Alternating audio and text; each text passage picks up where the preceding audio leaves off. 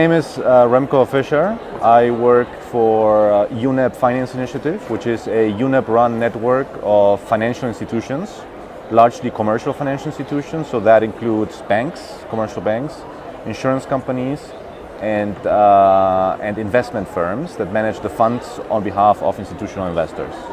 This is what we do. And what we do with them is we try to understand what are the roles of the finance sector in sustainable development. And we think that's important because because sustainable development has to do with the way the economy develops today. And at the core of today's economies around the world, we have a market-based economy. So at the core, we have the finance sector. And the finance sector can therefore, through financing, through risk pricing, through engagement of shareholders, have a great influence over economic development in the real economy. So I think the way we frame the challenge at the interface of the finance sector and climate change is that climate change is important to the finance sector, or it should be important to the finance sector, but inversely, the finance sector is also important in us coping with climate change. So the first question is, why is climate change important to the finance sector? And you can categorize that into two answers, which are very simple. Climate change is important to the finance sector because climate change translates into financial risks. And this is not something that only we say at UNEP. This is something that people from the hearts of financial markets have started recognizing. For instance, Mark Carney, the governor of the Bank of England and chairman of the Financial Stability Board himself, has said that climate change could implicate pronounced risks for the finance sector and for financial stability more broadly. So this is one, risks. The second one is opportunity. Opportunities in new green markets, in decarbonizing the economy and in making the economy climate resilient. So this is why climate change, I think, is important and interesting, relevant from the perspective of the finance sector. So that's a good question, because we have a situation now where we know that the climate change is important to the finance sector, but still there's a feeling that the finance sector is not doing enough. And actually it's true from a certain perspective, and the numbers tell us that.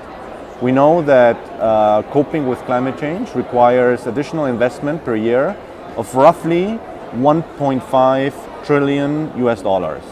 And you can break that down into $1 trillion US dollars to decarbonize the energy system, another roughly 300 to 500 billion per year to make man-made infrastructure in developing countries resilient to the physical, so the meteorological, hydrological impacts of climate change. And then you need another 50 billion roughly per year, all of what I'm saying is per year, to ensure that we keep on meeting growing demands for agricultural commodities, while at the same time stopping tropical deforestation.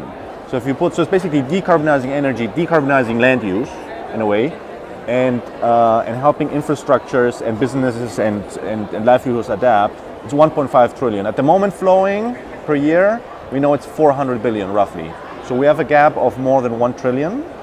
And if you compare 1 trillion with what is flowing from the public, from governments, you can see that the gap is huge and can only be filled if the private sector starts investing as well. That's only the context. So what are the challenges? That was your question. The challenge is that mobilizing the finance sector, mobilizing private finance sounds easy, but it's very complex. And very often in this forum here, it's dealt with not with the required nuance. What do I mean when I say nuance? Is that people need to build a financing agenda based on what they want to finance from the bottom up. So they need to be clear, and policymakers and governments need to make clear, I want to finance this type of technology, this type of infrastructure. And then based on that, you can develop a strategy as to how, as a national government, you will do something to mobilize financing, and how you will want to use also international support in making that happen. And that international support might come from places like the Green Climate Fund. So what is needed is nuance. So you know what you want to finance. Then on that basis, you know who's going to provide the financing. Is it going to be the banks? Is it going to be the microfinance institutions?